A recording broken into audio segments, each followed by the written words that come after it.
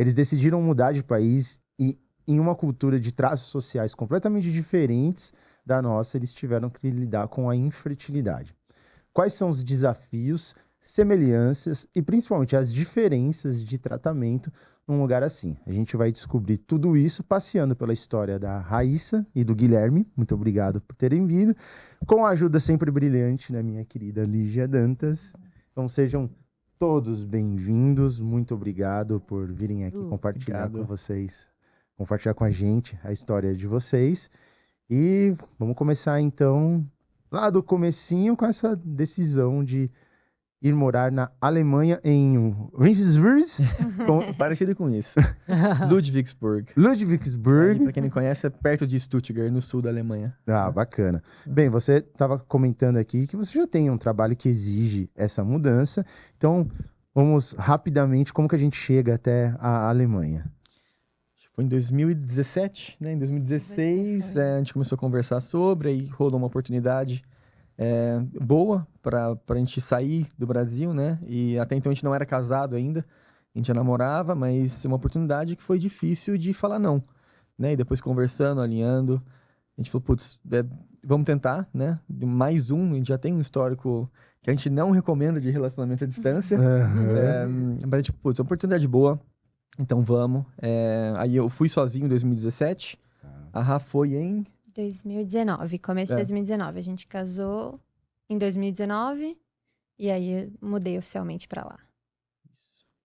E então, vocês namoravam e aí você recebeu essa oportunidade. Você ficou nesse relacionamento à distância. Né? Eu nunca quis morar fora do país. Nunca era uma... Vocês são do interior de São Paulo, é isso? Isso, Campinas, isso. Mas foi uma oportunidade que a gente entendeu. A gente estava num estágio já do relacionamento de pensar no futuro. E aí, né, a gente já tinha 4 anos de namoro. E a gente já estava pensando em casar, etc. Ele recebeu uma oportunidade que fazia muito sentido pro casal mesmo.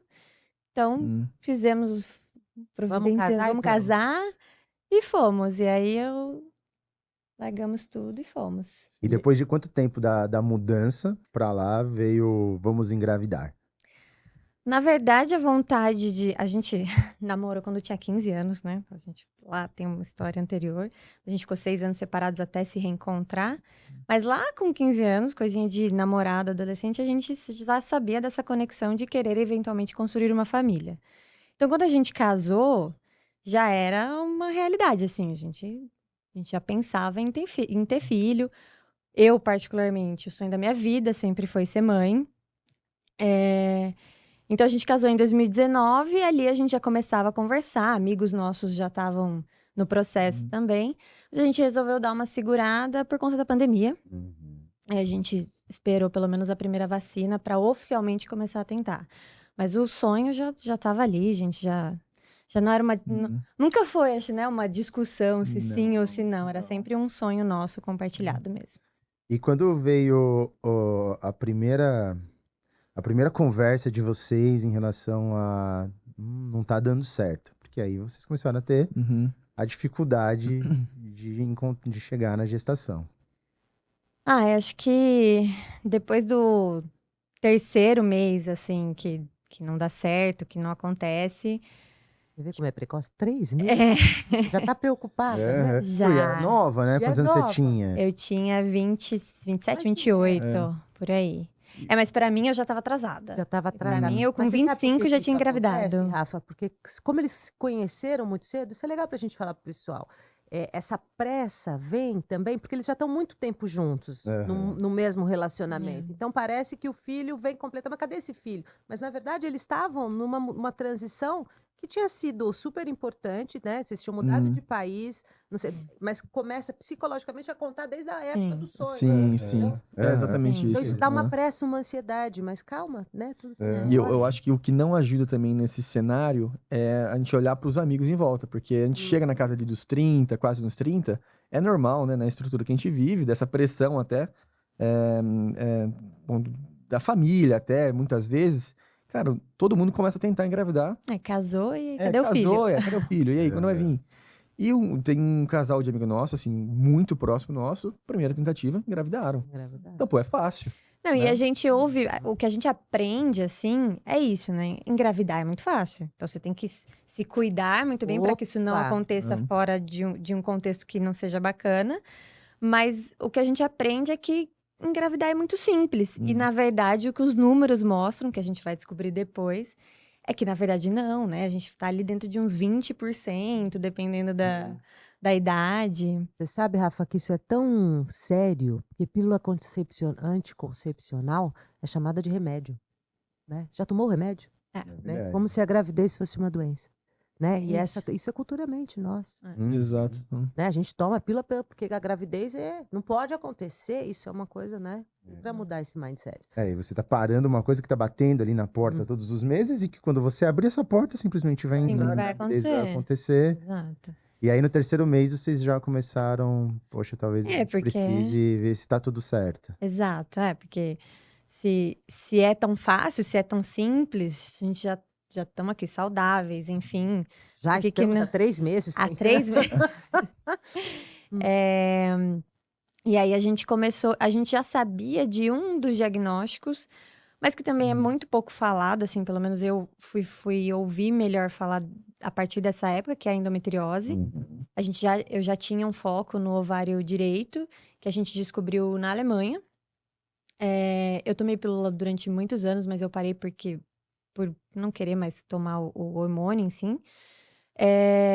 Mas aí isso veio depois disso, e a gente já tinha esse diagnóstico da endometriose, e isso começou a acender um alerta em mim. Isso pode ter alguma coisa a ver. Então, acho que a gente tem que pesquisar, acho que a gente tem que ver. Mas na Alemanha demorou, assim, um tempo, porque eles... a gente não tinha muito... Primeiro porque a gente não fala na nossa língua materna, né? Nem nós, nem o médico, a gente sempre se comunicava no inglês, porque era um meio termo ali. Então, a gente não tinha informações tão claras. E, de forma geral, não se falava ainda tanto sobre a endometriose. Nem sei se fala tanto, é que hoje eu tô tão inserida, então eu sei do assunto, mas não sei se é uma coisa que as pessoas falam ainda tão bem. E aí começou a acender esse alerta, mas a gente demorou ainda um tempo para que o médico avançasse num diagnóstico, inclusive até falar sobre o exame do antimileriano, assim, que eu nem sabia que existia. Inclusive, antes de mudar para a Alemanha, eu fiz um check-up médico no Brasil. Eu falei que o grande sonho da minha vida era ser mãe. A única pergunta que eu fiz para ginecologista é: eu tenho algum problema para engravidar? Porque eu tô casando, logo eu vou querer engravidar, e é isso. E a resposta foi que, imagina, eu tava saudável, tava tudo bem. Mas nem me contou que existia um exame de reserva ovariana, contagem de óvulos. Eu nem sabia dessa existência dessas questões. Que a endometriose poderia ser um problema. Então, eu nem tinha esse tipo de informação. Você tinha sintoma de endometriose, cólicas, alguma coisa? Eu tive, mas não era... Né, era um foco pequeno, mas eu tinha episódios de dores muito fortes, assim. Por isso que me levou no médico e descobrimos... Isso lá na Alemanha. Isso tudo já na Alemanha.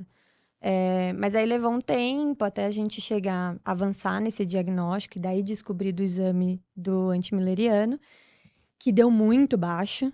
Daí acendeu o alerta total, porque eu tinha 28, 29 anos. E o meu número é de 0,48, assim, tipo, muito baixo para minha idade. Nossa. Eu nem sabia o que era esse número. A hora que a gente vai pesquisar, eu já não sou uma pessoa que gosto de... Eu não gosto de ir pro Google, eu fico mais apavorada. Então, eu sempre opto por confiar em quem tá me consultando. Mas nesse momento, você tá fora do país, você não tem a informação tão clara ali, você não tem o domínio para fazer as perguntas. Você vai pesquisar em outros lugares. Foi aí que a gente descobriu o que era o antimileriano. Aí assusta, né? Porque o meu número era muito baixo comparado com o que é esperado para minha idade. Aí começou a bater o desespero Isso mesmo. foi com seu ginecologista ainda. Ainda lá na Alemanha. Nossa, aí você que teve desde 15 anos de idade, você já falava em ter filho, de repente você estava com o antimileriano baixo. E é engraçado isso, porque na especialidade da saúde reprodutiva feminina, a gente tem o ginecologista e a gente tem o fertileuta, o especialista em reprodução. E parece que assim, é um mesmo médico com uma Olha. especialização ali, com um olhar mais especializado. E são mundos completamente diferentes. Um ginecologista geral e o fertileuta. Quando você entra num tratamento mais específico com fertileuta, assim, tantas informações se abrem. E o antimileriano, por exemplo, que é uma informação mega importante, que fala sobre a sua reserva ovariana, não é uma causa de infertilidade. Você com um antimileriano baixo, com uma baixa reserva, você pode engravidar naturalmente. Mas você tem um relógio ali, uma contagem regressiva absurda em cima de você. E quando você encontra um antimileriano baixo dessa maneira tão jovem, você vai lidar com uma falência ovariana precoce de maneira indubitável. E aí você pensa, nossa, o antimileriano, esse teste super específico, é exame de sangue. Exato. É isso. Era muito simples. Exame A de gente falou sangue. bastante sobre isso, tá, né? É uma das coisas que eu falo, que eu comecei a falar bastante, assim, bom, esse mundo da infertilidade, de ser tentante, para mim foi uma coisa muito solitária, né? Foi muito... Porque, naturalmente, as pessoas estão tentando engravidar, as pessoas não contam, né? Não conta para as pessoas para não mexer ali no processo, uma coisa de proteção ali do casal e tal, e tá tudo bem.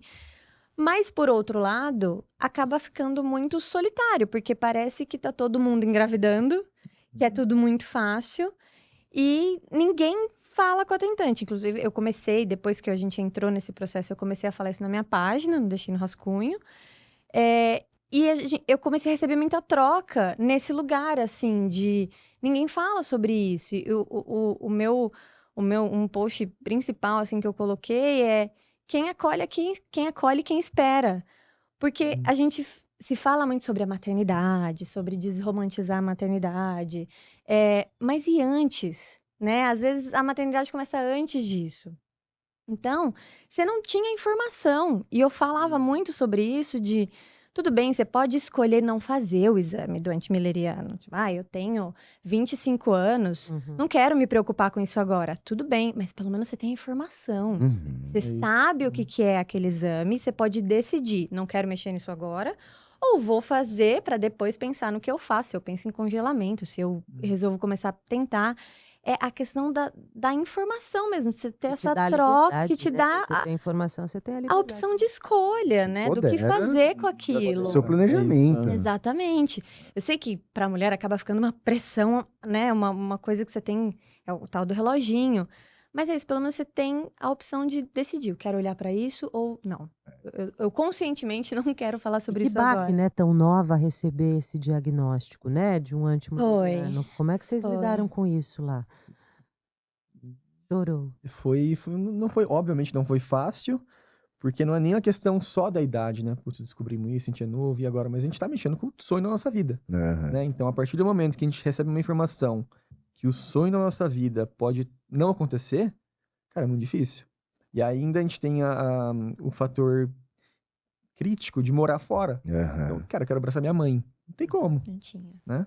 Então, a gente tem um outro ali que, obviamente, né, a gente ficou muito mais forte como casal durante a jornada, mas não ter a família perto, os amigos perto, também dificulta ainda mais, né? Deixa a jornada, igual a Rafa falou, ainda mais solitária. Né?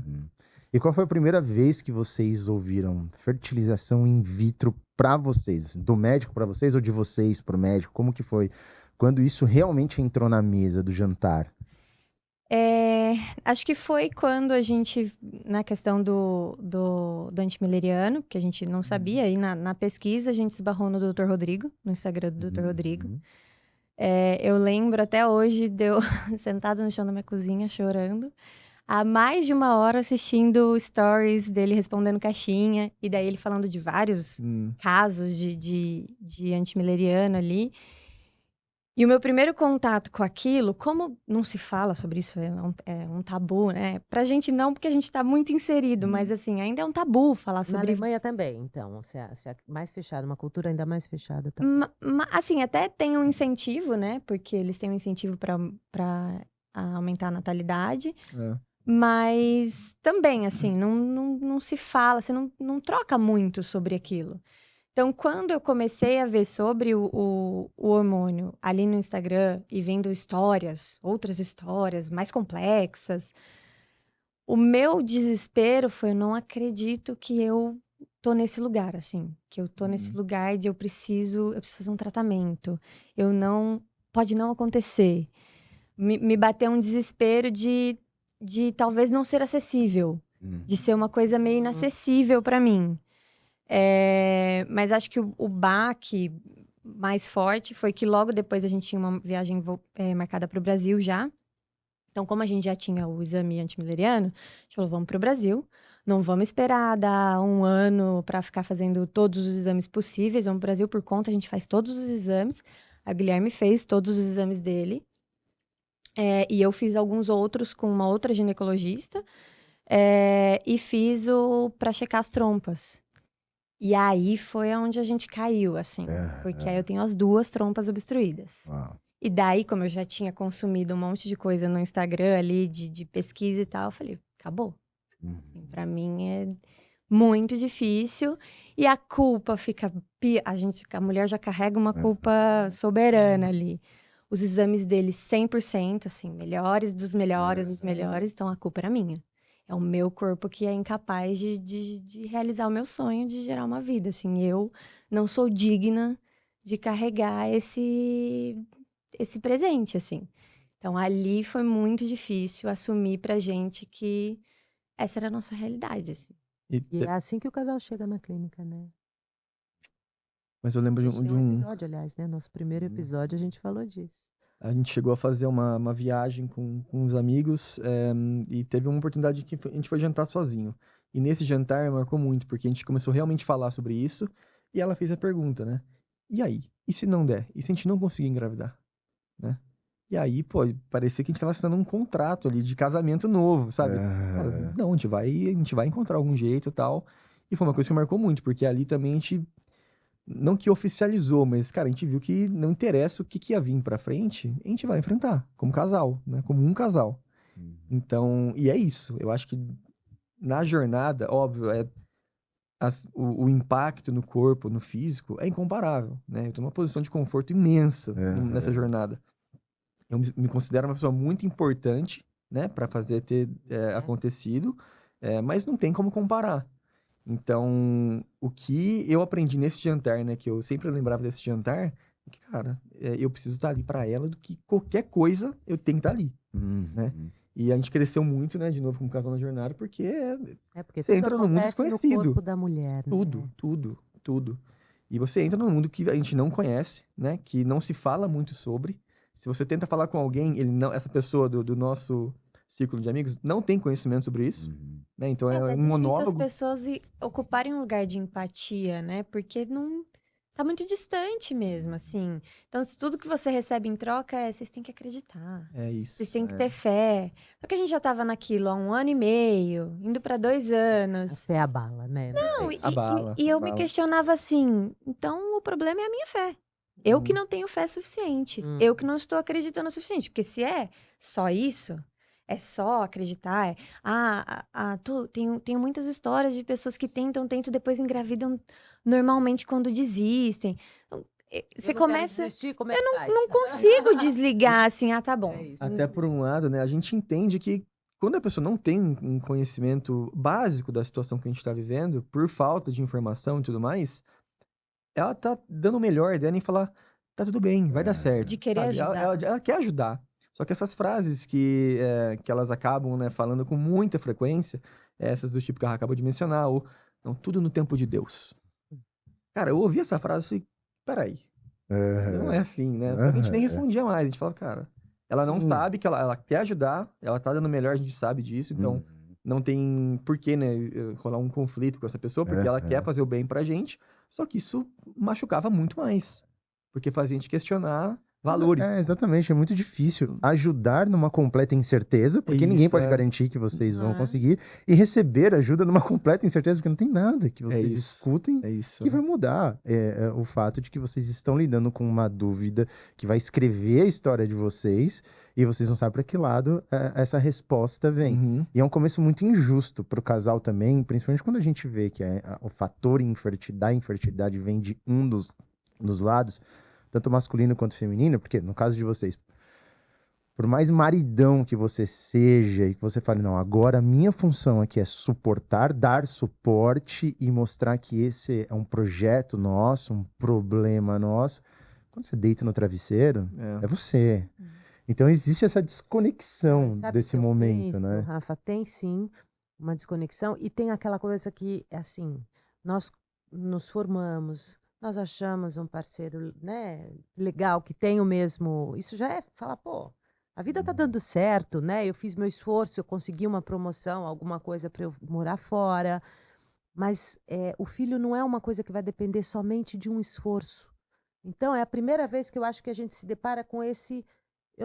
é Deus? É fé? Será que é minha fé? Então, quando a gente não sabe essa religião, esse lugar, Deus acaba ocupando esse lugar do não saber, do não controle. Porque das outras vezes, bastava eu me esforçar. Eu virava à noite, entregava o projeto. Né? Eu, né, de alguma forma, só que agora não depende do meu esforço. Depende do quê, então? É isso. Você entra nessa... Pela primeira vez você entra numa não meritocracia, em que não adianta o que você faça, você vai ter que ser espectador da sua própria história.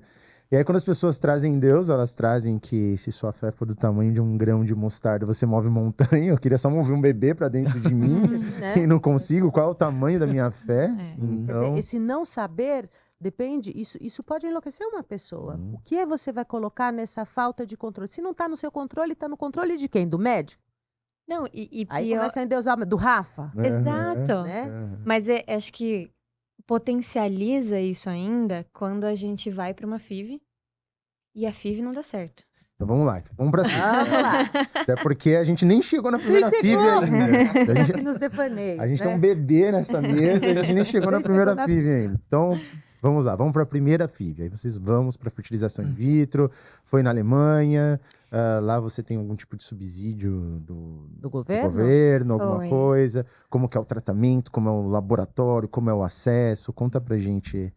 Acho que o primeiro contato com isso, a gente primeiro optou por marcar com a Mater, porque a gente queria tirar dúvida, porque a gente, Português. em português, Melhor. porque a gente não sabia, por mais que a gente entende o que é FIV por cima, a gente não sabe o detalhe, como que é o procedimento, então a gente quis marcar uma consulta com a Mater para tirar dúvida em português, para, né? E acho que foi a melhor coisa que a gente fez. Com vocês aqui. Não, a gente é online. Online. A gente já tava lá. Tá. Mas acho que foi a melhor coisa que a gente fez, porque por uma questão cultural, o tratamento na Alemanha acaba sendo muito objetivo, muito racional. E a gente tava meio perdido, meio num lugar de desespero. Então, a primeira consulta teve aquele tom de acolhimento, de calma. Dá pra ter uma saída, tem uma possibilidade. Então, a gente tirou um monte de dúvidas. Mas como na época a gente não tinha a possibilidade de vir para o Brasil, ficar um tempo aqui para fazer o tratamento, a gente optou por fazer na Alemanha. A gente acredita muito dentro da nossa fé, enfim, nada é por acaso. A clínica era do lado da nossa casa, uma clínica recomendada.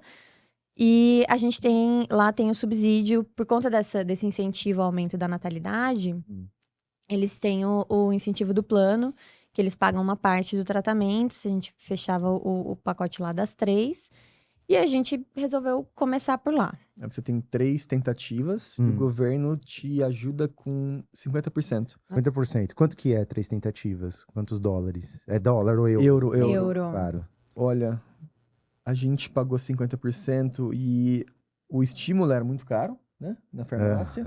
E aí o parte de subsídio não está medicamentos. incluso o Não, estímulo. Aí o não. medicamento é todo de vocês. Exato. Isso. Exato. Eles pagam a sim, clínica. Então eu acho que por vez lá saiu quase 3. É um pouco mais de 3. É um pouquinho mais de 3, Nossa, é caro. 3 e... Isso 50%.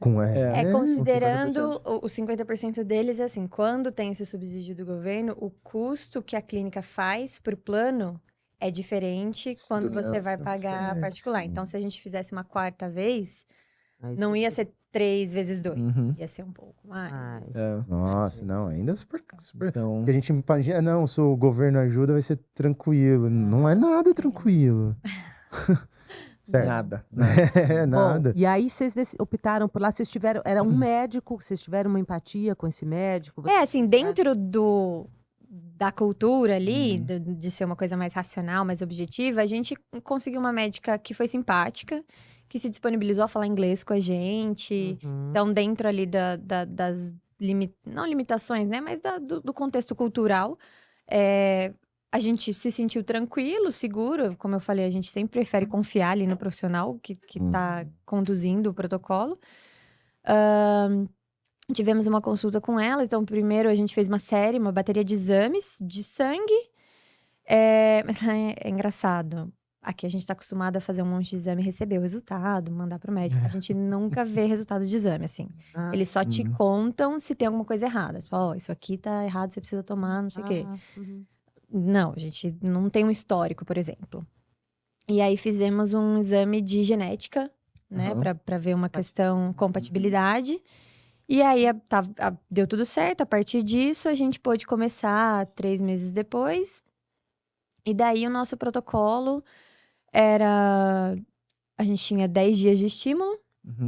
E aí tinha um outro medicamento, acho que lá era Enantone, mas não sei se é a mesma coisa, mas era um medicamento que a gente tomava X horas antes da retirada. Sim. A gente retirava na sexta. E na segunda, no D3, a gente já transferia os 2 a fresco. Os 2 que chegaram lá a blasto. E aí, de segunda a quarta, ficavam os outros 2. Assim, a gente nunca conseguiu tirar muito. Assim, a primeira, a gente teve 6 fecundados. Na segunda, a gente teve 12. Na terceira... Nossa, números bons. Números bons. E na terceira, a gente teve 6 de novo. Isso.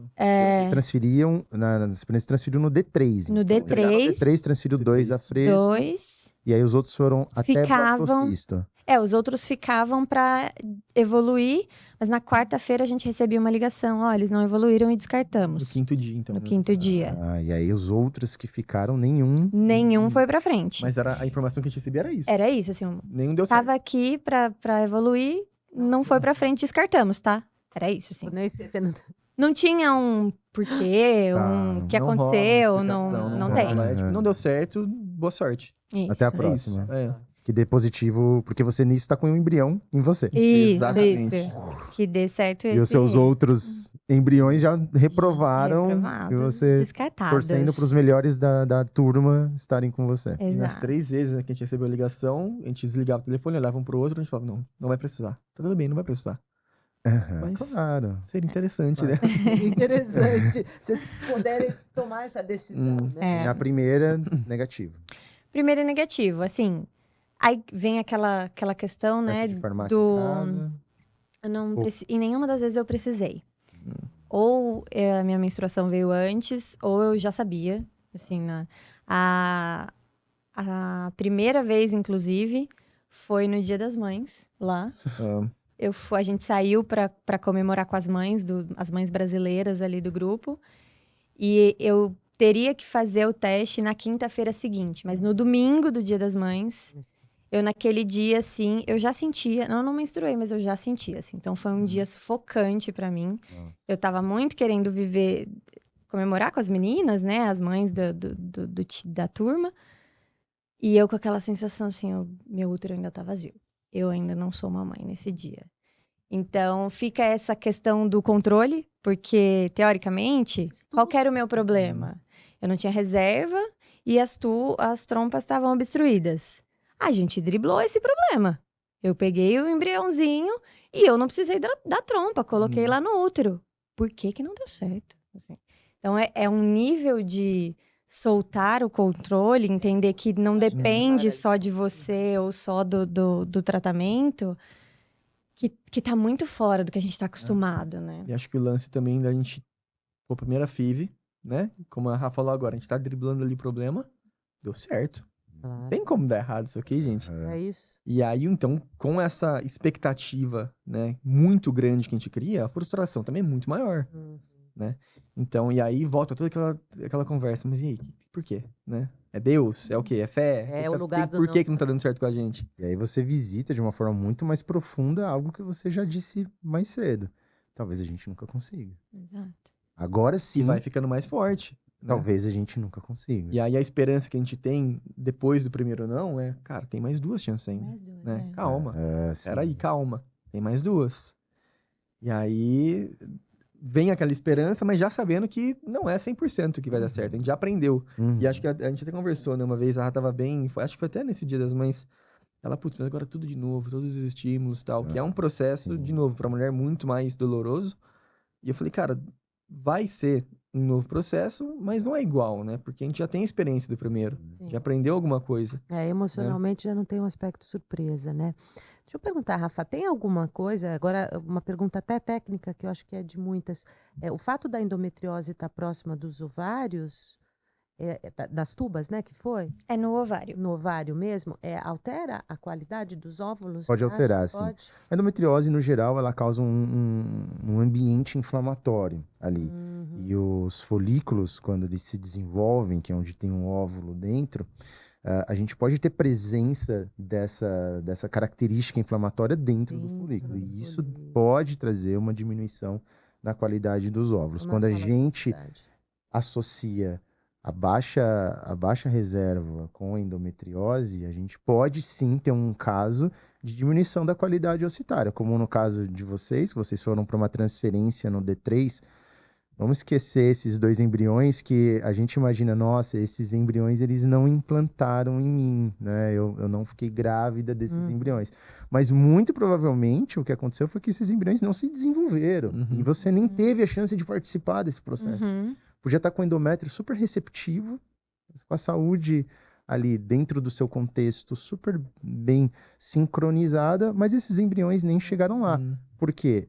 Os outros 4 embriões que deveriam se desenvolver até o estágio de blastocisto, porque quando você transfere em D3, você transfere em estágio de clivagem, né? Ali nas primeiras divisões, o estágio de blastocisto vai chegar no 5º, 6º dia. Esses embriões não conseguiram se desenvolver. Na sua idade, na época você tinha 30 anos, esses embriões deveriam ter se desenvolvido. É um potencial de jovialidade citoplasmática do óvulo ali, que é o que leva o embrião até blastocisto, muito alto.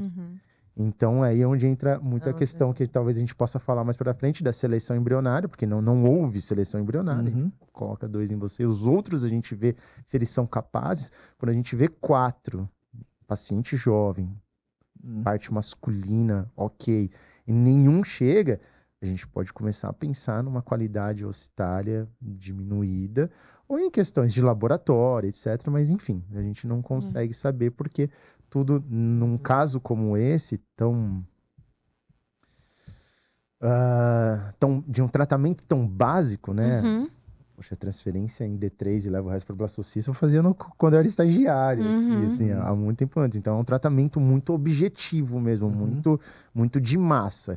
Eles querem, num caso como esse, que no final das suas 3 tentativas, com não sei quantas transferências, você tenha o seu bebê em casa. Um pouco diferente da nossa cultura aqui, por exemplo, na Mater, que a gente fala, quando você vai para a transferência, a gente quer que você vá para a transferência com seus 70%, 80% de chance de não passar pelo trauma do negativo.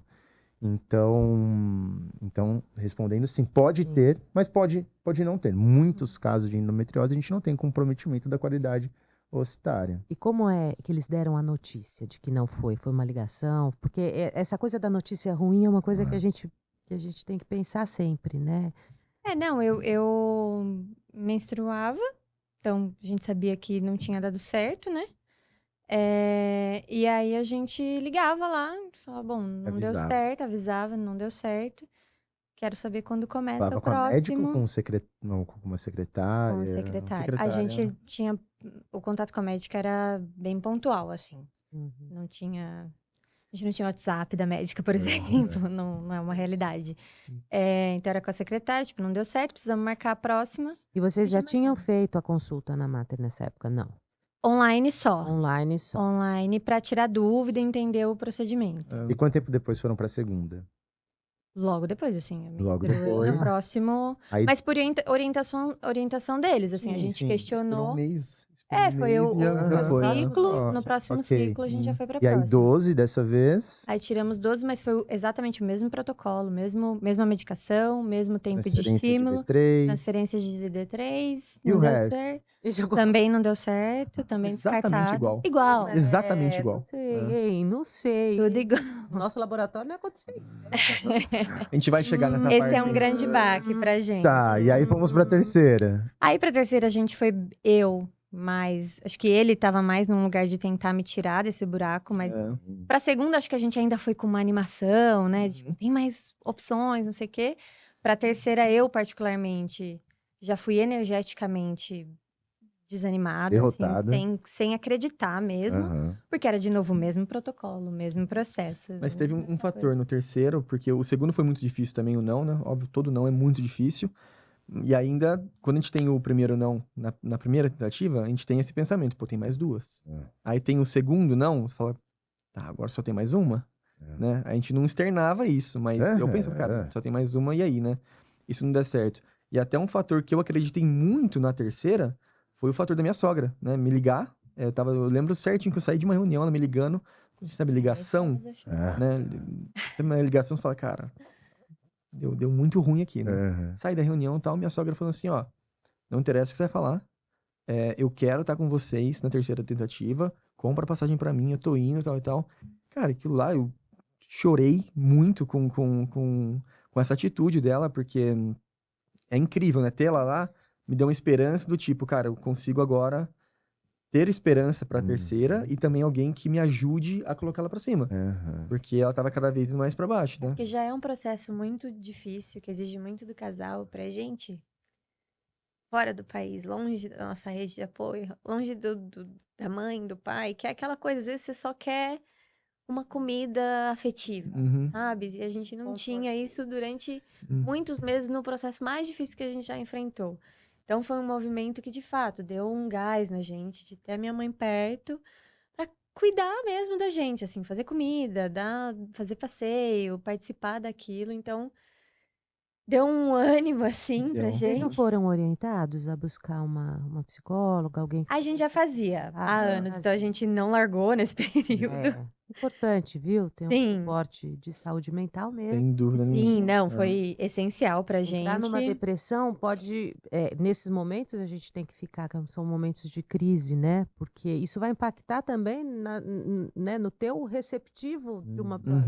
Não, e tem o fator clima também. A gente começou em janeiro, inverno. Inverno. Então era 4 horas da tarde, estava tudo escuro. Então a gente via pouco sol. O clima muito fechado, muito cinza. Imagina para quem é nascidos no Brasil. Exatamente. Né? Então tudo meio colaborava com aquilo. Então a terceira já foi mais próxima do verão, a minha mãe chegando, a gente deu aquela animada, mas pessoalmente eu já estava bem mais desgastada, assim, meio sem acreditar. E foi de novo, mesmo protocolo. Até porque é aquela balança, né? Agora eu tenho minha mãe, agora eu tô no verão, agora isso. Mudando a variável, mas não mudou as variáveis. E o tombo te derruba daqui de cima, né? Sim. Você tá subindo a expectativa, o cenário, você tá constituindo os sinais da vida de que agora é diferente. Exato. E um negativo decepcionaria agora 3 pessoas. Não mas só 2 ali. Mas, aqui no Brasil também é uma pergunta técnica, né? Quando as coisas não vão acontecendo, muda-se uma medicação ou não. Muda-se um dos fatores, não sei, tenta outro dia, deixa mais pra... Tem que mudar alguma coisa, ou não? Com certeza. Eles só mudaram ali externamente, mas essa parte... Mas você sabe que, assim, parece óbvio. Fala, não, é claro, não dá pra tentar a mesma coisa... todas as vezes para ter um resultado diferente. Mas durante muito tempo, foi assim, a reprodução. Uma questão de tentativa de erro e acerto. A gente vai tentando a mesma coisa, e uma hora a gente vai conseguir.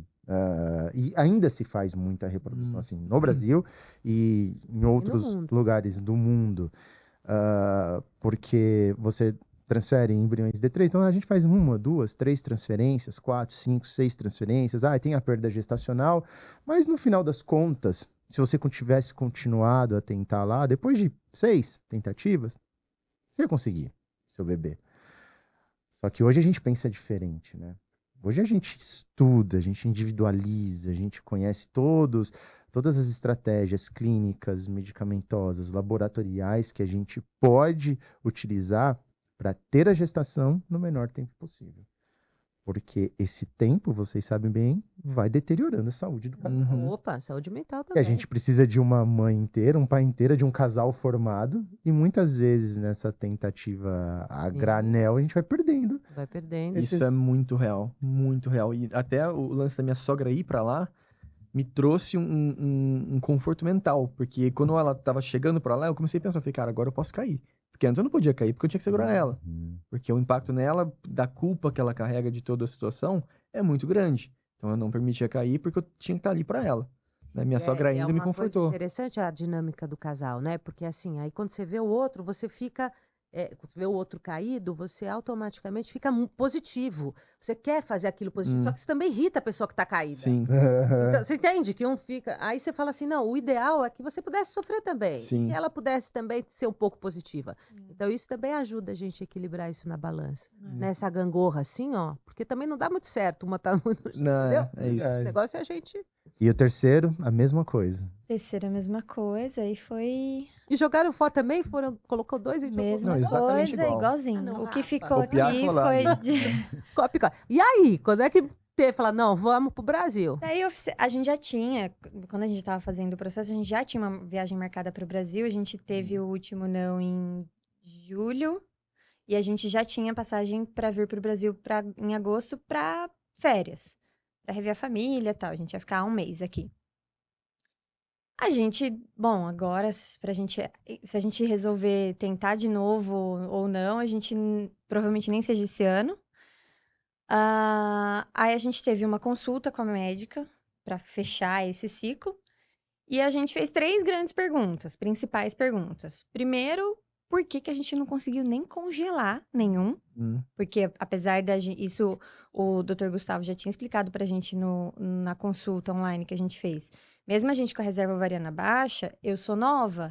Então a minha qualidade de óvulo ainda era importante. Por que que a gente não conseguiu congelar nenhum em nenhuma das vezes? Se não tinha nada que a gente poderia fazer em relação à endometriose, a gente já sabia que eu não podia fazer a cirurgia, porque como é no ovário, ela ia reduzir mais a minha reserva ovariana. Mas se não tinha um medicamento, alguma outra coisa pra fazer em relação a isso... Alimentação? Não, a alimentação ela até fazia, mas eu tava pensando mais num remédio, assim, remédio. alguma coisa mais manipulada. E a terceira é, se a gente for fazer uma quarta vez, o que que a gente faria de diferente? Porque a gente fez 3 vezes iguaizinhas. Pra gente acreditar, ter uma outra esperança, a gente precisava de alguma coisa diferente. A primeira, ela falou, porque a gente não conseguiu congelar, que a gente tava dentro de uma média. Então, tava tudo bem. Não tinha nada que a gente poderia fazer pra endometriose. Só a cirurgia, só que a cirurgia não era recomendada no meu caso. E que o próximo protocolo ela faria igualzinho. Daí a gente sai daquela consulta. Mas quando ela chamou a gente pra ir lá, eu sinceramente tava esperando que ela ia falar. Ela chegou e falou assim: olha, eu sinto muito, né, que não deu certo as 3 tentativas. O lado bom é que a gente não consegue encontrar um problema. Então a gente recomenda vocês continuarem. E aí que veio, a gente fez essas perguntas, tudo. E depois um terceiro não, cara, você tá abalado assim financeiramente, porque é um investimento alto, mas mentalmente está destruído, né? Você tá assim, cara, tipo... E eu tava esperando que ela chamou a gente lá pra falar assim, olha, agora a gente vai fazer desse jeito aqui. Outro jeito. Nessas 3 aqui a gente aprendeu alguma coisa, então agora a gente vai fazer diferente. Cara, não, ela falou exatamente o que ela falou. Vai ser a mesma coisa. Quarta tentativa, exatamente igual. E a gente até perguntou, né? Cara, mas como que a gente vai esperar um resultado diferente se a gente vai fazer um processo exatamente igual? E aí, falou, mas não falou nada, né? Não E respondeu. não convenceu também, né? Nada, Ainda zero. bem. Não. Ainda bem. A gente saímos da clínica, na frente da clínica, a gente olhou um pro outro, cara, não respondeu nada que a gente perguntou. Nada, né? E aí a gente tinha já essa viagem para o Brasil marcada. Falamos, vamos marcar uma consulta, vamos conhecer a Mater pessoalmente, né? A gente ainda não tinha ido na clínica. Vamos pegar uma segunda opinião. Mas era muito num lugar de vamos conversar. Porque até pensando em tentar de novo, financeiramente a gente precisava se reestruturar. Era, sei lá, pensar isso no ano seguinte. A gente não estava planejando nada mesmo. Só que a gente chegou no sexta, sábado, a nossa consulta era logo na segunda. E de novo eu falo que a gente acredita muito que nada é por acaso, que existe alguém no comando aí. Eu já não estava controlando o ciclo, já não estava olhando mais para nada disso, enfim. Fizemos a consulta pessoalmente agora com o Dr. Gustavo. Contamos para ele toda a trajetória. E ele bateu exatamente nos 3 questionamentos que a gente fez. Ele falou: olha, me estranha muito você não ter conseguido congelar nada. Porque apesar de você ter uma reserva ovariana baixa, você tem idade. Então, eles têm potencial para evoluir. Uhum. E a transferência no 3º dia, também ele falou, cara, acho estranho, né? Não é, a gente tem outros protocolos e tal. E ele falou, acho que a gente pode fazer um bloqueio da endometriose. Aí eu falei, o que significa isso? Porque não sei dessa possibilidade. Ele falou, é uma nova injeção que você toma um período antes da transferência, porque prepara isso. Era exatamente o que eu tava pensando. E aí ele fez assim, ó, vamos fazer uma contagem? Eu não sabia que data do ciclo eu tava, não sabia nada, não tava acompanhando. Ele falou, vamos fazer uma contagem agora? Eu falei, agora? Tipo, a gente nem tava pensando em fazer tratamento de novo, mas tá bom, vamos lá. Ele contou 22 folículos naquela data.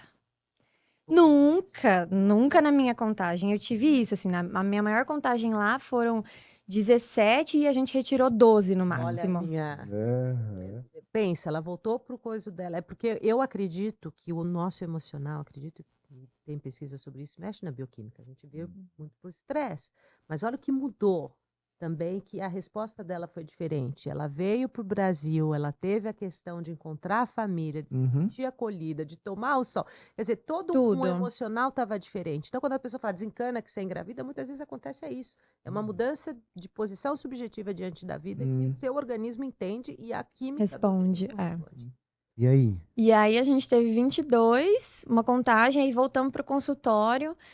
E, assim, o que eu falei que foi muito importante na consulta online e nessa também é o fator cultural, de novo, mas o cuidado com o acolhimento, assim. Então, o doutor viu que a gente tava em caquinhos e ele foi, aos poucos, puxando a gente, puxando energia. Ó, tem outro caminho, ó, tem uma possibilidade.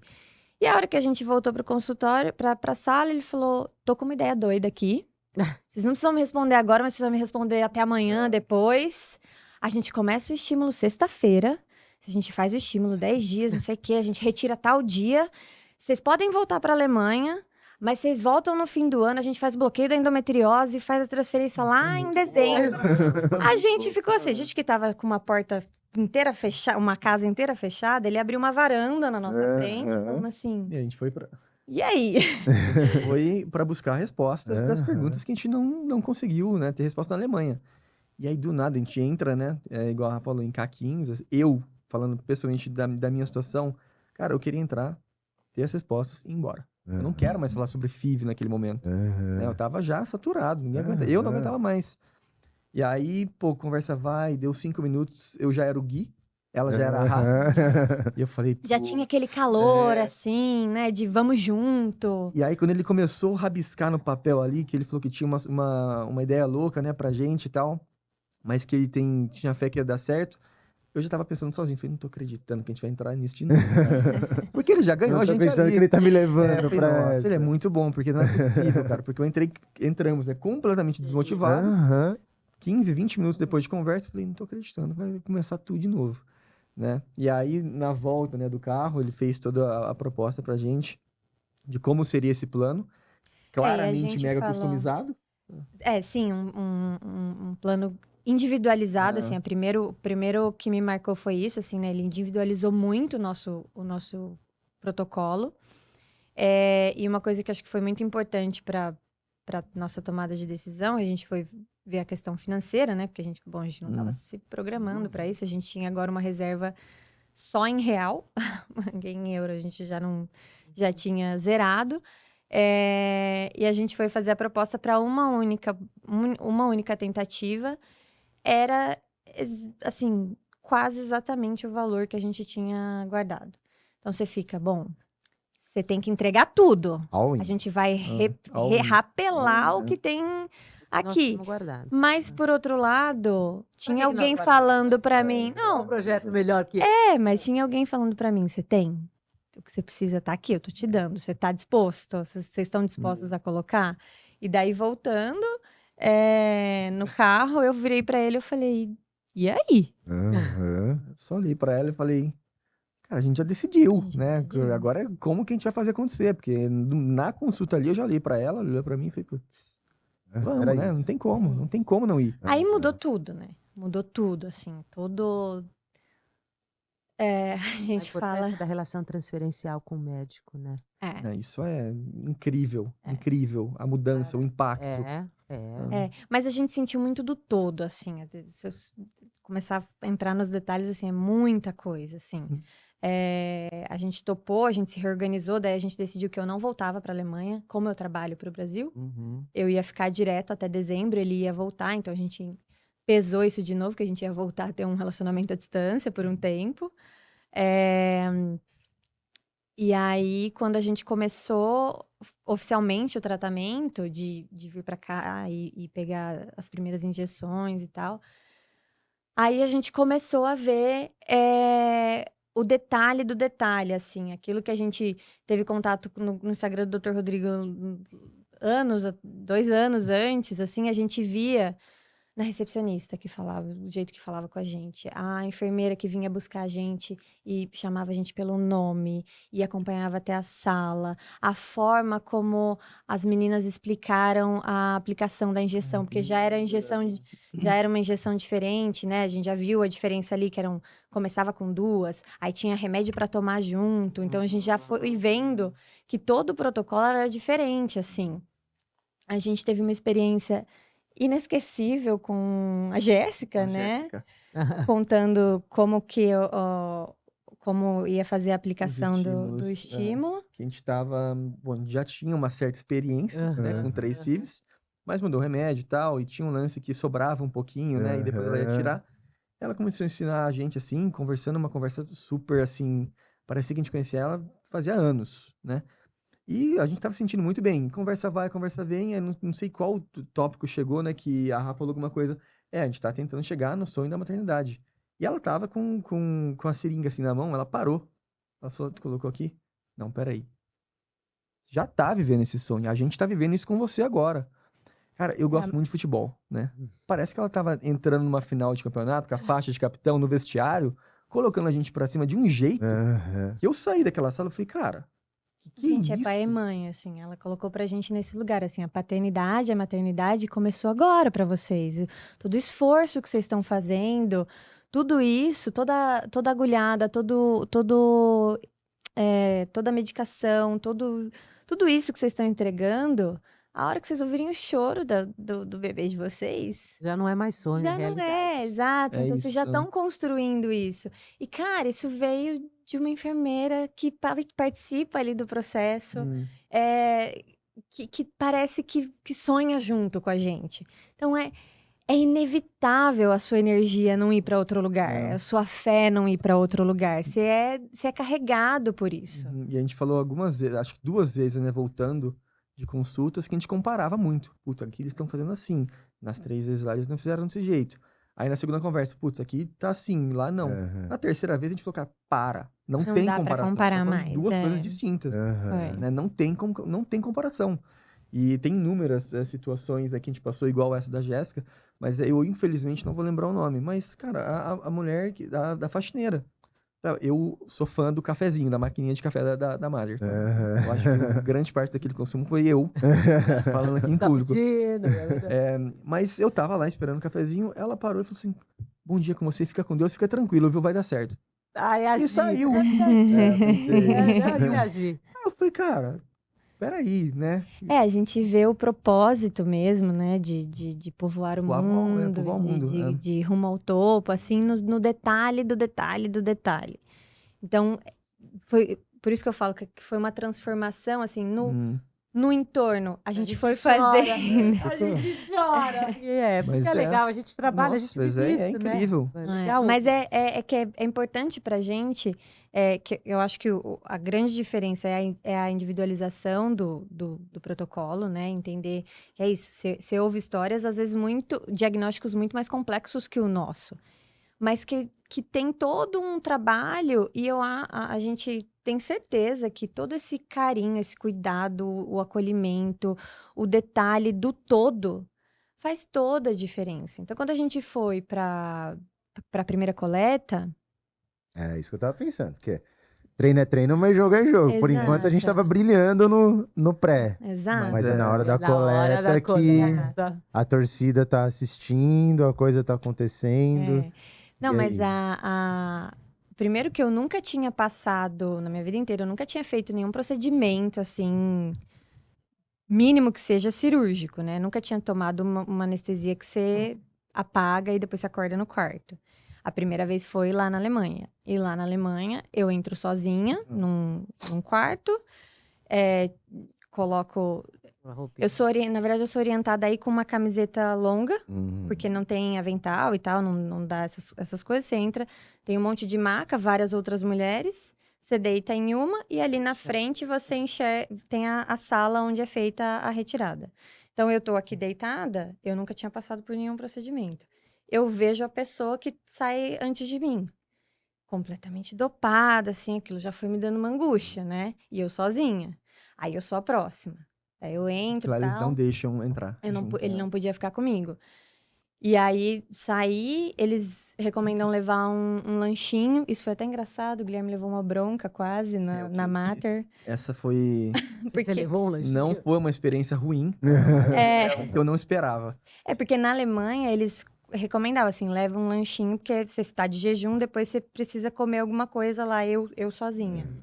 E quando a gente foi receber as orientações para fazer a coleta aqui, ela explicou tudo, e ele tinha uma única pergunta. Eu tava assim, ó. Falei, olha, ela vai tomar anestesia e tal. Tô um pouco preocupado, porque ninguém falou de trazer um lanchinho pra ela. Posso trazer? Ela parou o que eu tava fazendo e ela já começou a dar um sorriso pra segurar a risada. Ela falou assim, como assim? Você tá achando que a gente não vai dar café da manhã pra vocês? Eu falei, eu tenho um pouco de experiência que não é aqui, que eu tinha que levar o café. E ela gargalhou, né? Gargalhou. Eu falei, cara, é isso. Então, Então não é o precisa combo, se do A até o B, a jornada inteira, né? Muitos detalhes, a gente se sente acolhido desde do comecinho até o final. Então, E lá, assim, eu saía do procedimento, eu precisava esperar aquela dor passar, aquela voltar mesmo tranquila, sozinha, lá nas mesmas macas, até eu conseguir andar e sair O e quê? encontrar o Guilherme lá fora pra gente ir embora. Essa decisão era sua, vou levantar. Isso, era assim, tipo, me sentindo deu bem, horário, Tudo bem, preciso tá bom, ir. deixa eu ver. É Opa, isso. fui. Você já pensou? Uau. E aí, aqui, quando a gente foi pra primeira coleta, é outro choque, assim, né? A recepção a moça que vem esperar a gente na porta do elevador. E aí leva a gente pra eu me trocar. nossa, isso Aí foi tem incrível. todo um paramento, né? Coloca o avental, coloca a touquinha, não sei o quê. O Guilherme comigo. O Guilherme fica com as minhas coisas. Aí eu vou pra sala, ele vai fazer o procedimento dele. Quando eu saio do procedimento, antes do procedimento, o doutor Gustavo vai, me dá um oi, vai dar tudo certo, vamos lá, fica tranquila. A hora que a gente sai, eu vou pra um lugar onde o Gui já tava me esperando, um quartinho onde ele já tava me esperando. O doutor entra pra Tem falar com a maquininha gente. de cafezinho nesse Mas quadro. até falando de Opa! estrutura, que eu fiquei muito em choque, comparando, né, de novo as situações, eu tava esperando a Rafa voltar e eu tava naquele quartinho de espera, né? Só que tinha uma poltrona pra mim, tinha uma maca pra ela, cara, tava ali, pô, Feliz, paraíso. uma Posso televisão, se sentar, tivesse um joguinho então, rolando. tranquilo. Aham. Não, E ainda aí- não era o quarto não era que o eu quarto, fico. era o quartinho de espera. E aí eu comecei, pô, sentar ali, né, ficar esperando. Aí, não vou lembrar o nome dela, que buscou a gente no elevador, ela falou, olha, a Raíssa vai chegar daqui uns 5 minutinhos, já pode ir pro quarto. Aí eu olhei e falei, putz, mas eu já tô no quarto. Aí ela falou, não, você não tá no quarto, você tá no quartinho de espera. Aí eu falei, peraí, como assim? Aí a gente foi pro quarto. Que não tem uma cara de hospital, né? Que é uma coisa mais Eu falei, meu quarto Deus, né, mesmo. tipo, então, pra gente, acho que o susto já passou nas comparações, mas tá muito legal ver a reação de vocês. A gente falando. A gente tá emocionado. Você não sabe o que foi pensado, né? Aham. Não, Mas- e Mas- assim, até na hora que a gente saiu, eu tava sentindo uma dor, né? E lá na Alemanha eu não recebia remédio, assim, era normal e era isso.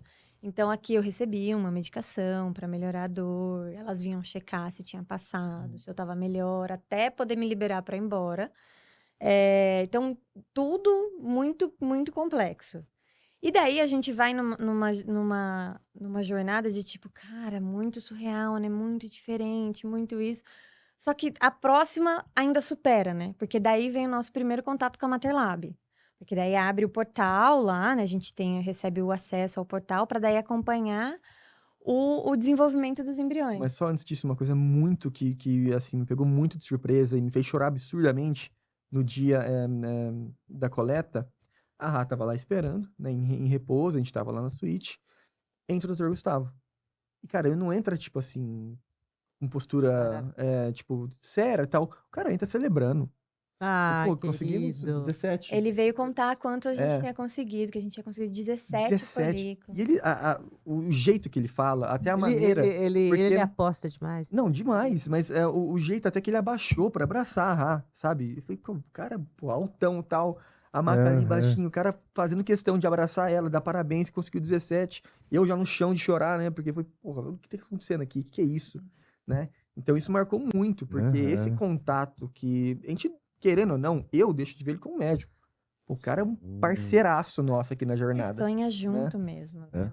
E até o lance do WhatsApp, né? Durante, acho que vai mencionar agora. Cara, o médico mandar mensagem de WhatsApp, você... A primeira vez que ela falou, eu falei, não, imagina, mandou não. Nada a ver, é bot. Porque aí a gente recebe o acesso à plataforma, né? E daí é um choque muito... Principalmente pra gente, que lá a gente não tinha informação nenhuma. Era assim, no terceiro dia a gente transferia 2 que eles estavam dizendo que eram bons. E depois o resto era descartado. E é um assunto complexo, né? Você estuda muitos anos aí para dominar o assunto. Pra gente é complexo. Mas você tem um vídeo por dia explicando didaticamente o que está sendo feito naquele dia. As meninas explicando tudo. E, ao mesmo tempo, tem uma moça no WhatsApp falando comigo. Você vai receber o vídeo tal. Se você tiver alguma dúvida, fala comigo. Aí a gente isso tinha... eu não sabia, Rafa. Bacana essa... A gente tinha... Tem a tabelinha lá, e daí tem as classificações, né? De quantos fecundaram, etc. E aí, quando a gente teve a primeira informação de que 9 fecundaram, a gente falou, nossa, será que é isso mesmo, né? Ficamos meio emocionado assim. E aí eu mandei mensagem, eu falei, olha, tá aqui, a minha tabelinha é essa, eu entendi direito. É isso mesmo, parabéns, deu certo, estamos no caminho, não sei o quê. Então é todo um ecossistema, assim, que, cara, é muito surreal. E durante todos os dias é um novo vídeo explicando a nova etapa, o que vem pela frente, o que você pode esperar. E daí é isso, assim, quando a gente viu os fecundados, o médico me mandou, o Dr. Gustavo me mandou uma mensagem no WhatsApp falando, conseguimos 9, deu certo, assim. É muito... E isso, pensando no manejo do estresse, porque tem pacientes que falam assim, eu queria dormir, só acordar quando soubesse o final. Né? Não queria passar por esse funil, por essa experiência, mas na opinião de vocês, isso ajudou. Nossa, fez muita diferença. Se você conseguisse só dormir, seria bom, mas você não dorme. Você não né? dorme. Exato. É isso que eu tô falando. Não, e eu acho que é Ajuda nesse muito, lugar, assim, porque é um assunto complexo, não é simples de entender, mas a forma como eles explicam fica tão simples, fica tão claro, que traz uma tranquilidade, assim, de falar... Legal. E outra coisa, se a entendemos. pessoa não quiser, ela não precisa assistir o vídeo, certo? Vocês dão Isso. a possibilidade para o casal. Isso é muito bacana. Mas te convida a viver, a participar do tratamento. Você sai de uma sala escura, onde você está sentado esperando chegar uma informação, que é a informação mais importante da sua vida naquele momento. Exatamente. E aí você é convocado para dentro do laboratório e você vai acompanhando todo o desenvolvimento, as boas notícias, as não tão boas notícias. E isso muda completamente a experiência. Vai mais seguro. Mais Eu estou seguro. enxergando o próximo passo. Essa relação de confiança e transparência, ela é vital. Porque se você termina com um bebê ali, já na sua primeira tentativa, tudo foi lindo. Mas nem sempre acontece isso. Então, para dar suporte para essa notícia, que pode não ser tão boa numa primeira tentativa, você precisa ter estabelecido uma relação de confiança e transparência. Porque aquela pessoa vai tentar novamente, e não só porque ela acredita em você, mas porque ela vai ter desespero de viver algo diferente em outro lugar. Eu não aceito e não deveria aceitar não participar do meu próprio tratamento. Que vem envolvido de tantos sentimentos e, na grande maioria das vezes, de um investimento financeiro que machuca o orçamento. E o investimento emocional também, né? Com certeza, um investimento emocional inimaginável. E a gente ficou assim, quando chega na última etapa, assim, que a última é saber quantos viram blastos, Blastos. né? A gente tinha uma viagem para o Rio de Janeiro programada, a gente ia receber a notícia fora e tal. Nesse momento, gera uma insegurança de novo. Tipo, mas pode ser que nenhum chegue. Sim. Pode ser que nenhum vire. De novo, o Dr. Gustavo foi a pessoa que deu a notícia pra gente. Olha que legal. Que a gente não tinha entrado no portal ainda, que a gente tinha conseguido 5? 5. 5. E aí que a gente descobriu uma outra questão que a gente nunca tinha ouvido falar, que eu não sei se de fato é um protocolo na Alemanha, que é a biópsia.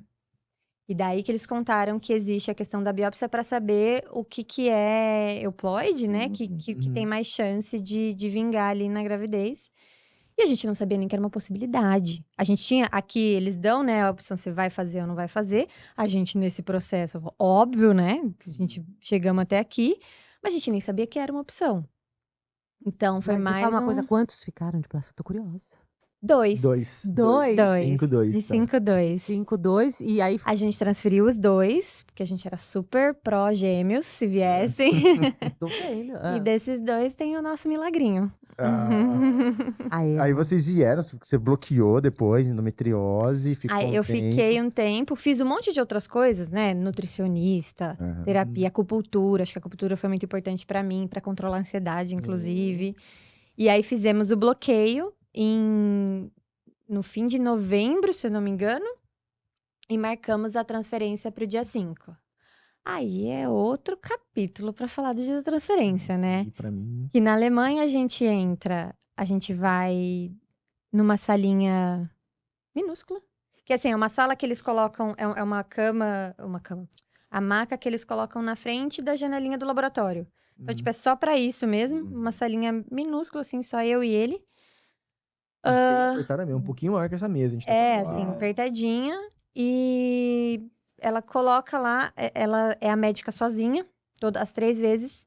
Eu precisava ficar segurando o ultrassom para ela posicionava assim para ver o endométrio. Eles pediam para ir com a bexiga mais ou menos cheia, mas eles não checavam. Então, eu entrava na sala, eles colocavam assim o ultrassom, eu precisava ficar segurando, então pensa, eu tava Imagina a mesmo meio querendo chorar, a respiração, mas tava com medo de mudar, vontade de fazer xixi, tendo que segurar aqui, mas tentando controlar aquilo tudo.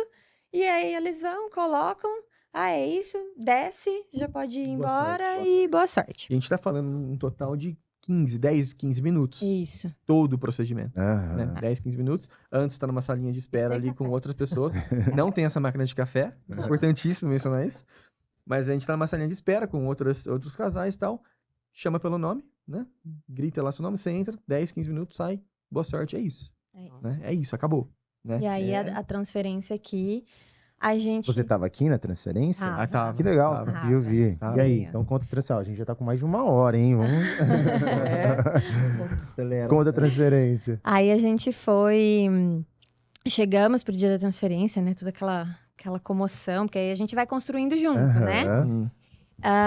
E o Dr. Gustavo tinha comentado uma vez ou outra. Ai, seu céu! Ele tinha comentado, vocês vão adorar a sala da transferência. A gente ficou meio... Por quê? Mas enfim, beleza, vamos. E aí a gente chegou, primeiro teve essa questão da bexiga. Elas ficaram checando. Eu precisei tomar muito mais água do que eu tinha tomado. E elas explicaram o porquê. Porque muda a posição, favorece, né, no momento da transferência. Então, eu precisei tomar muito mais. A gente montou uma playlist. O Dr. Gustavo falou pra gente montar uma playlist para aquele momento.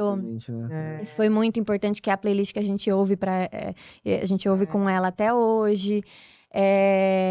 Agora vai ser difícil. Eu também. Mas eu não tenho segurando. Chora, meu Deus do céu. E aí a gente entrou naquele momento, aquelas músicas, aquele céu, a gente naquela energia, esperando e tal. E daí vem a enfermeira, né? Ela segura, eu tô de mão dada com o Guilherme, e ele explica tudo. O que tava tocando? No exato momento que ela entrou, tava tocando You Are My Sunshine. Ah, E é, inclusive, o tema do que a gente fez, o chazinho de bebê dela agora. É a música que a gente canta pra ela todo dia, que ela já responde. É a nossa música, assim. E aí fizemos a transferência e eu fiquei um tempo deitada, né? Eles não deixaram eu descer da maca direto. Então, eu fiquei um tempo deitada.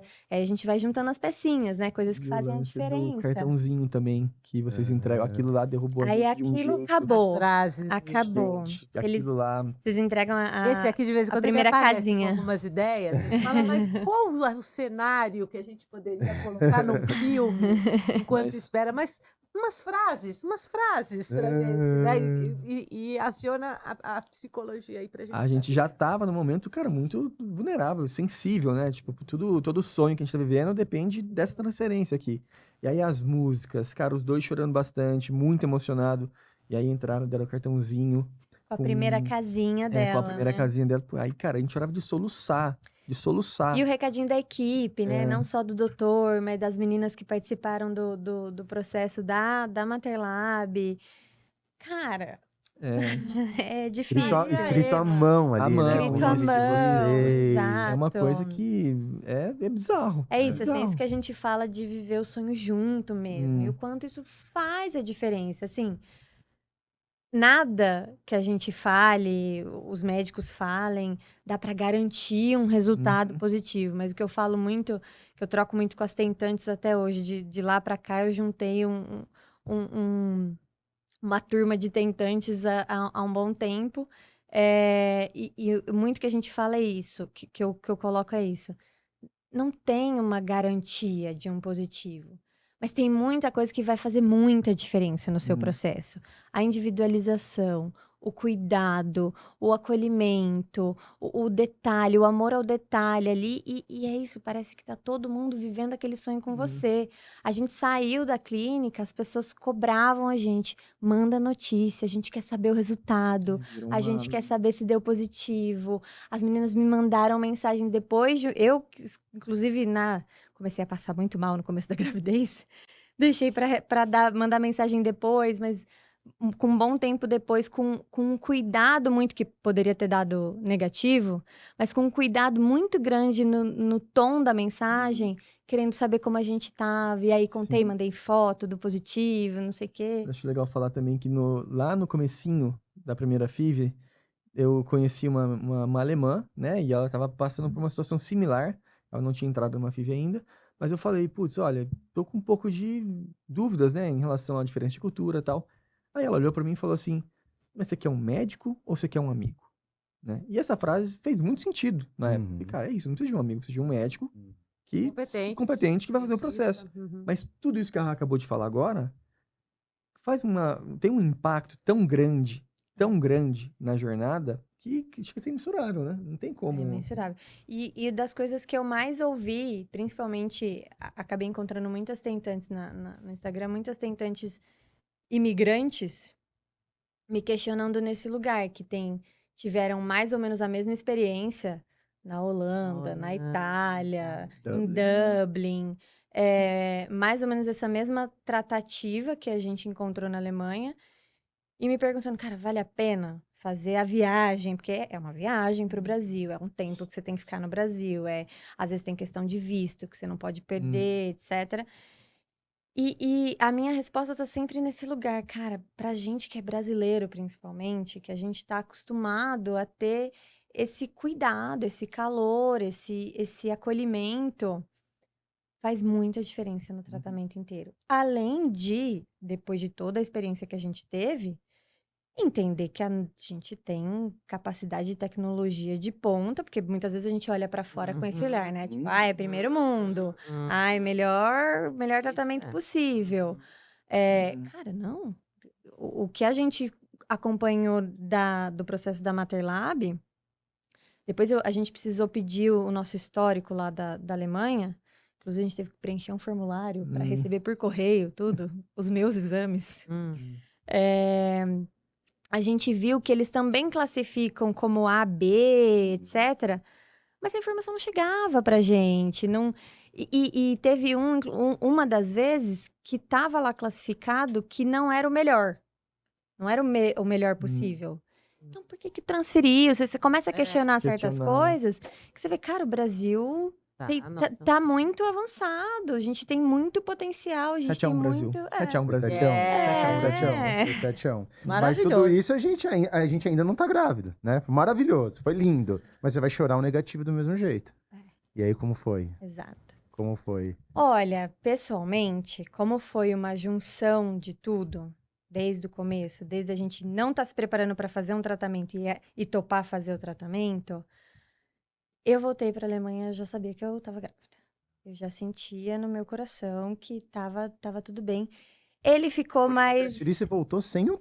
Você voltou em sequência, então. A gente voltou 4 dias depois da 4 transferência. dias. Nossa, então, em transe. A gente E perguntou aí? para ele se tinha algum Aham. impacto, ele falou que estava tudo bem. Voltamos 4 dias depois da transferência e a gente foi ter o positivo lá. Ele estava mais angustiado, porque era assim, muito se medo. desse E negativo tava dessa sozinho de vez... novo. Porque Exatamente isso. Não, e se não der agora, Se não tudo der agora, é isso, isso. com essa história, eu vou procurar o quê? Exatamente isso. E É. eu tava de novo naquele... Eu voltei pra beira do buraco ali e falei, cara, eu sou uma pessoa muito otimista. Muito. Mas eu falei assim, eu preciso ser realista, porque eu tenho uma experiência de 3 nãos. Se tiver um quarto negativo agora, e aí? Né? A gente conversou sobre isso. E né? o medo, pra onde ela vai? Era esse meu medo, o meu maior medo. O que vai acontecer? Tipo, aonde a Rafa vai, né? Tipo, parar, o emocional e tal. Porque eu falei, cara, eu tava muito preocupado, muito preocupado. Aí eu comecei a observar ela. E ela tava muito calma, muito calma. Falei, putz, não quero me iludir, mas ó, tá diferente, né? E aí, pô, a gente gosta muito de um lanche grego, chama Gyros Pita, que tem lá na Alemanha. E é um lanche grande, né? Cara, ela terminou esse lanche, deu 5 minutinhos, ó, faz mais um. Tem alguém comendo junto aí. Falei, o que é isso, né? Algo tá acontecendo. Mas aí no dia 14 de dezembro... Essa era outra diferença. Lá na Alemanha, eles davam pra gente 14 dias pra fazer o teste. E aqui a gente já podia fazer no 9º dia, 10º dia, né? Então, chegou nesse dia, a gente foi fazer o exame de sangue. E ele tava muito nervoso porque ele precisava passar o dia fora no escritório. O ano eu inteiro trabalhando em casa. Trabalhando de casa. O ano de casa. inteiro. Mas nesse dia. Nesses 2 dias eu tive que ir pra fora, né? E era quase 1 hora de casa. E aí... Aí eu fiz o exame e eles iam mandar o resultado por e-mail. Aí, coisas culturais da Alemanha, a primeira coisa que a clínica fez foi me ligar. Aí eu vi que era a clínica me ligando, eu não atendi. Eu falei, eu vou atender, eles vão me dar o resultado, o Guilherme não tá em casa. Tinha combinado A gente tinha combinado de ver o resultado junto. E justamente por esse motivo, porque se for não, eu quero estar ali, eu preciso estar ali junto com ela. E eu sempre, como eu sempre sonhei ser mãe, eu sempre viajei naqueles filmes de revelar a gravidez pro marido, aquela surpresa e tal. E eu já tinha me conformado que eu não ia ter isso, porque a gente ia ver o positivo junto e beleza. E a gente tinha feito esse combinado. Como eu não atendi a ligação, eles mandaram um e-mail. Mas eles mandaram um e-mail e já escreveram, eles não mandaram o resultado do exame. Eles escreveram, a minha tela do e-mail estava aberta, numa tela grande, então eu bati o olho, positivo. Lá. Aí eu fechei o e-mail rápido, assim, pra tentar desver aquilo. Só que eu comecei a chorar muito e falar, eu sabia, deu certo. Mas aí você ganhou a chance. Mas aí eu consegui fazer a surpresa pra ele. Aí ele chegou em casa, eu falei, chegou o e-mail, eu tinha escrito, ele chegou o e-mail, ele falou, vamos ver, ele chegou super nervoso, ele tava atrasado, correndo, suado, todo atrapalhado, chegou em casa, foi trocar de roupa, foi lavar o rosto. Porque 3 dias eu depois falei, pergunta por quê. Amor, vamos sentar aqui logo e ver esse negócio, ele tava muito nervoso. E aí eu coloquei o computador na frente dele, já tava filmando, coloquei o computador na frente dele, e antes dele olhar, eu peguei na mão dele, eu falei, ó, vai dar tudo certo. O que vier, a gente vai dar conta. Aí ele falou, você jura? No sentido de der errado, a gente vai dar, a gente vai dar conta. Eu falei, vai dar tudo certo. Mas antes de você olhar o resultado, respira, não é pra você ficar bravo, porque eu vi sem querer sozinha, não foi premeditado, né? E aí eu levantei a blusa, tava escrito Oi, papai. Aí ele desmontou. Olha lá. Essa é a melhor foto que eu tenho na minha vida, essa aqui, ó. E era Natal, aquele clima de Natal, e eu vejo A gente isso, ama o falei, Natal, nossa, então cara. foi Ai, nosso calma, maior né? presente. Isso foi... Nossa, o que a gente faz? Que lindo, parabéns. Isso Ai, foi- que felicidade. Que bom que vocês puderam contar essa história. Estão aqui no Brasil para a gente falar com a gente. Sim, Foi. E essa vai ficar, essa vai top incrível. 10, hein? História. E uma coisa que a gente percebeu, né, durante o processo, que a gente sentiu uma solidão muito grande, né, na primeira fila, porque você não tem com quem conversar sobre isso, e a gente começou a falar sobre, né?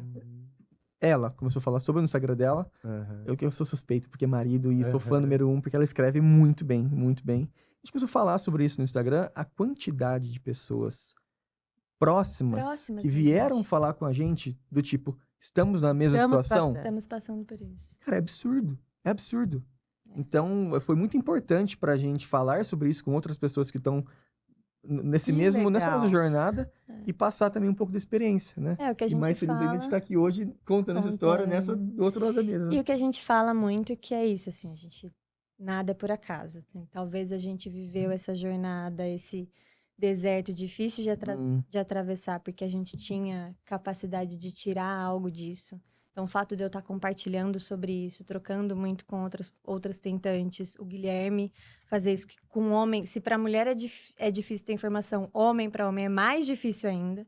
Então, ele tendo essa Que bom. oportunidade, a gente poder vivenciar tudo isso, sair dessa relação mais forte enquanto casal. Então, acho que tudo tem, de fato, um propósito e a gente é hoje muito feliz, né, do que a gente construiu aí em cima disso e da nossa pequena. Podemos encerrar até com essa coisa. Meu Deus do céu, que final mais lindo dessa história, Com Rafa. certeza, eu amei viver a história de vocês. Parabéns. Muito, assim, parabéns, porque viu? Obrigado. Não foi fácil. Às vezes as histórias começam já difíceis desde o começo.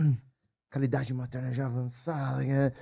E às vezes não. Às vezes a surpresa leve. vem se apresentando, a dificuldade vem se apresentando, Uhum. vem se disfarçando, e de repente você se vê diante de uma montanha que você nunca imaginou ter que escalar, e isso é muito, muito, muito difícil. Então, parabéns pela Obrigado. história de vocês, pelo companheirismo, pela cumplicidade de Sim. vocês. Acho que é uma história para dar. Não foi fácil viver, mas retrospectivamente vocês têm que ter muito orgulho de tudo que vocês fizeram. E falando em orgulho, para mim foi emocionante, né? Eu chorei Parabéns aqui. pra você, Eu Rafa. chorei aí várias vezes porque a gente é bom no que faz, sabe? Porque seria uma coisa entregar todo esse acolhimento e essa emoção Sem resultado.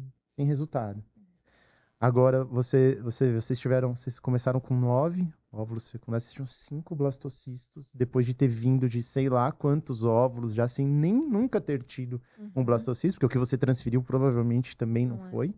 Então mostra uma competência clínica absurda de um médico com um acolhimento absurdo, um laboratório muito bom, com um processo de acolhimento, de informação, de auxílio ali muito bom. E é emocionante porque não é fácil fazer isso. É muito cansativo.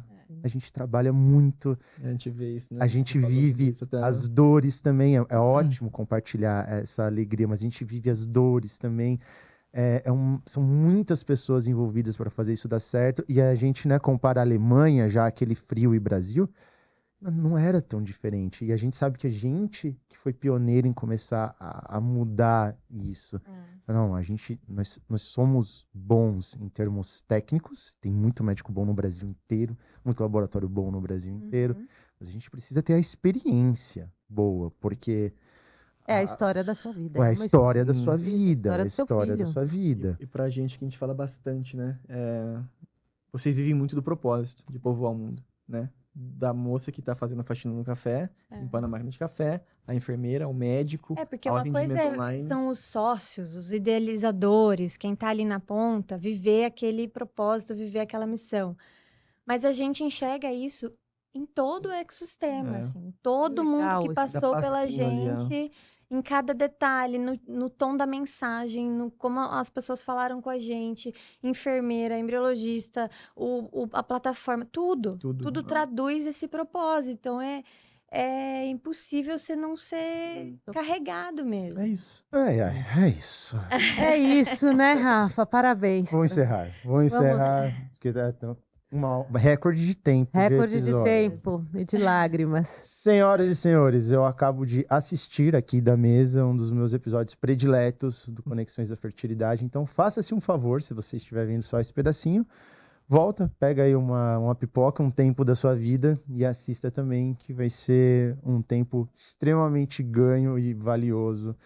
Muito obrigado, Gui, Ra, Lígia, sempre. Obrigada. Agradecer também a Forbill, que é a nossa parceira aqui nesse podcast.